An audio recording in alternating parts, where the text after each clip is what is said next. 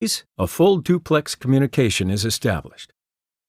UDP is another protocol of transport layer, layer 4, used primarily for establishing low latency and loss-tolerating connections between applications on the Internet.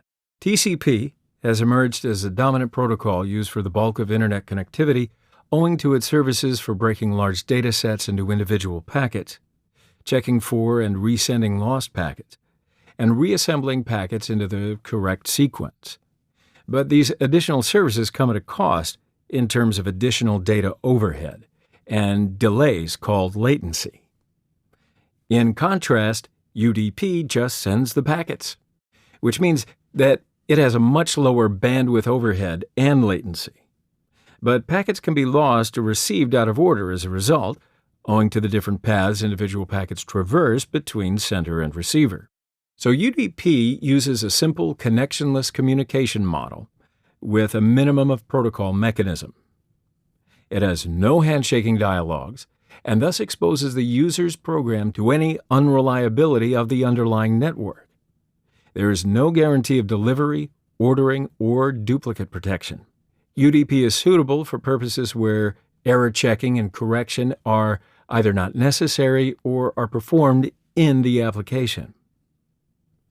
UDP is an ideal protocol for network applications in which perceived latency is critical, such as gaming, voice, and video communications, which can suffer some data loss without adversely affecting perceived quality. In addition, since it's transaction-oriented, suitable for simple query response protocols such as the domain name system or the network time protocol. The UDP header is pretty simple. It consists of 4 fields, each of which is 2 bytes, 16 bits. The use of the fields checksum and source port is optional in IPv4. Are you surprised to hear that the source port is optional? But don't be, because, as you know, a UDP packet does not expect to get a reply in general. And again, since UDP doesn't care about the errors, the checksum field is, again, optional.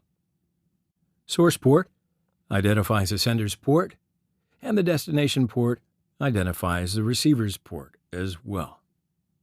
And the length field specifies the length of the UDP header and data in bytes. So now's a good time to compare the two protocols, UDP and TCP, as a brief summary. Most services on the Internet use either TCP or UDP, which are carried end-to-end across the network using IP, either IPv4 or IPv6. The Transmission Control Protocol, TCP, and User Datagram Protocol, UDP, are very different. TCP is a connection-oriented protocol which tries to ensure reliable, in-order delivery of packets. If packets are lost, TCP automatically retransmits them. If they arrive out of order, TCP will resequence them before handing them up to an application. UDP is connectionless.